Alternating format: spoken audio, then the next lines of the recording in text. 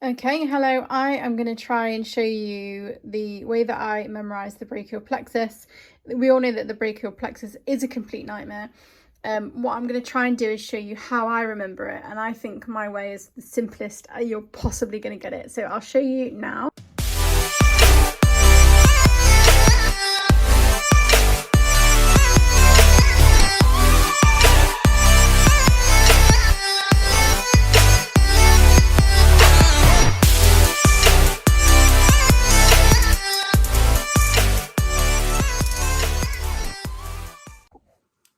Okay. So I suggest that you get a piece of paper and a pencil and pause and go along with me with this. There's a couple of mnemonics involved, but I'm going to try and break this down and make it as simple as possible for you. So all I've done to begin with is down this side, which I'd like to draw out, is the root values of the brachial plexus. So that's C5, 6, 7, 8 and T1. And we're literally just drawing them in the descending order on this column, which is where we're going to start. So we're going to start on this side. Okay, and then we are going to finish over here, and the mnemonic that I use for this is MAMRU, so musculocutaneous nerve, axillary nerve, median nerve, radial nerve, ulnar nerve. Okay, descending order. The only point of confusion here is potentially switching your M's, but median for me means medial, and that means in the middle, so I tend to remember that he sits in the middle. And obviously in terms of the brachial plexus, we are thinking about the relationship to the brachial artery, which is going through here. Okay, so if you draw out your C5 to T1 and you draw out your MAMRU, the next mnemonic that we need, and you might know a couple of versions of this, is the order of how we go from roots to branches. So I like to use RAD teachers, date, cool babes. So RAD, roots, we've got trunks for teachers, divisions is date, cool is chords, and B is branches for babes. Okay, so I hope you're with me so far. So this is the bit that people hate drawing on, but actually if you've got a question exam, which is like what comes off the lateral cord, or you've got lateral cord palsy, it actually is really helpful to be able to just draw this out and see, okay, this comes off C5 and this can take out the axillary and the median or whatever. So let's start with our roots. So for roots, all I want you to draw is 2 tenths in a river. Okay, the first tent is completely symmetrical. The first tent is C5 and 6, C7 is the river, C8, T1. Okay, that's our roots done, right? Trunks. Really simple. It's just a line. Okay, we've already taken out roots and trunks. Okay, we've got a river and each one is a line. Okay,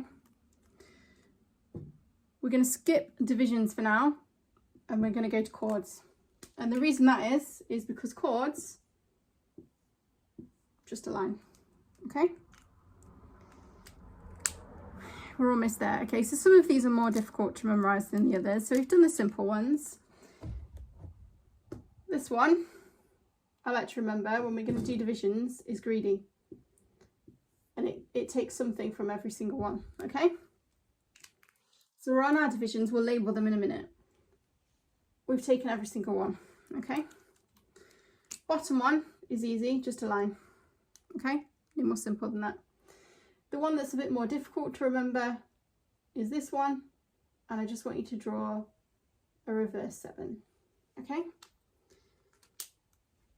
I hope in terms of the brachial plexus you're with me. I know it's a lot of lines everywhere. The most difficult ones to remember are divisions and branches, but if you remember it as the middle one has a 3 and it takes everyone, this bottom one only cares about going in a straight line, which would be a straight line if I'd drawn it properly, and then you've just got your broken 7. Okay, so branches. I like to start with the median nerve. So the median nerve is like a big triangle. Okay, and if I draw that one, it sort of orientates myself because I've got a big triangle going this way. So what I'm going to do here is make a big triangle going that way. Okay, does that make sense to you? And then it gets much more easy than that because it's just a line and it's just a line. Okay, so I hope you're with me. We have drawn the brachial plexus, so now we just need to label it. So half the battle has been able to draw it, then everything sort of makes sense to me. So obviously in trunks, what should we call this one? It's at the top, right? So it's superior. What's this one going to be? It's going to be inferior. And then we're going to call this one middle.